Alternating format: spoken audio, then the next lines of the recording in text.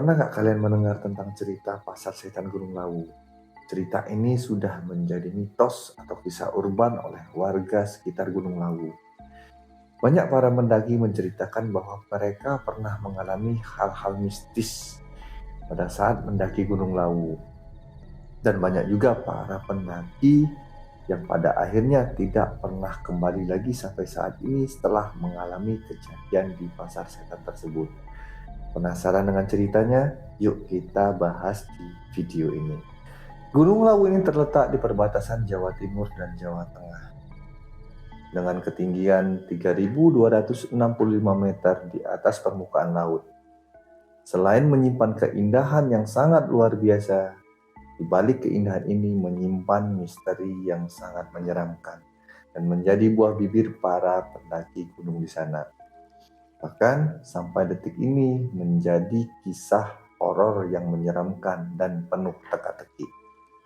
Konon di jalur pendakian menuju puncak Gunung Lawu ini ada sebuah pasar yang tak kasat mata, yang tidak bisa dilihat oleh manusia biasa. Tapi bagi orang yang beruntung, mereka bisa mendengarkan suara ini dengan jelas, seperti suara orang yang lagi berjualan di tengah pasar. Nah, pada malam itu sekitar pukul 11 malam, beberapa kelompok pendaki yang sedang beristirahat di sebuah tanah datar. Mereka kelelahan karena seharian mendaki Gunung Lawu ini. Pada saat itu, suasana dingin sampai menusuk ke tulang, dan suara angin yang berhembus membuat suasana semakin mencekam. Ketika mereka mulai terlelap tidur, tiba-tiba terdengar suara yang tak biasa. Suara itu terdengar seperti suara pasar yang sangat ramai. Mereka mendengar ada suara tawar-menawar, suara langkah kaki, bahkan suara orang tertawa. Para pendaki ini saling berpandangan dan mereka bingung. Mana mungkin ada pasar di ketinggian seperti ini? Nah, ada salah satu pendaki, kita sebut saja namanya Raka, terbangun dan melihat sekelilingnya. Mereka tidak menemukan satu orang pun di sana. Yang mereka lihat hanyalah kabut yang semakin tebal. Lalu Raka bertanya kepada teman-temannya dengan wajah yang pucat pasi. Raka bertanya, apakah kalian mendengar suara tersebut? Lalu teman-temannya mengangguk dan berkata, kami mendengar suara tersebut. Tanpa berpikir panjang, Dito, salah satu teman Raka, lalu mencari asal muasal suara tadi. Dia maju meninggalkan kemah. Di tengah tebalnya kabut, langkah Dito terhenti ketika dia melihat sosok-sosok bayangan hitam yang ada di tengah kabut tersebut. Nah, salah satu sosok ini mendekati Dito dan berkata, kamu mau beli apa?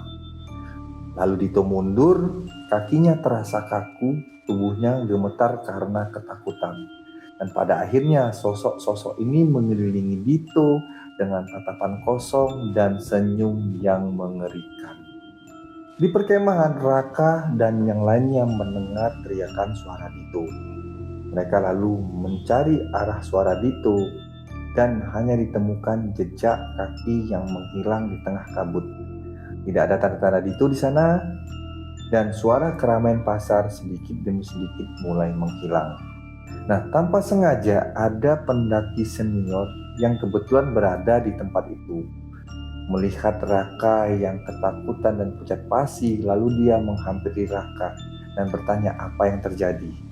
Setelah itu, Raka menceritakan apa yang telah terjadi pada malam itu. Lalu pendaki tadi bercerita, jika kalian menemukan hal seperti ini lagi, ambillah sesuatu apapun yang ada di tanah itu lalu lemparkan ke belakang. Dan jangan sekalipun kalian menoleh ke belakang. Lalu berkata, saya hanya numpang lewat.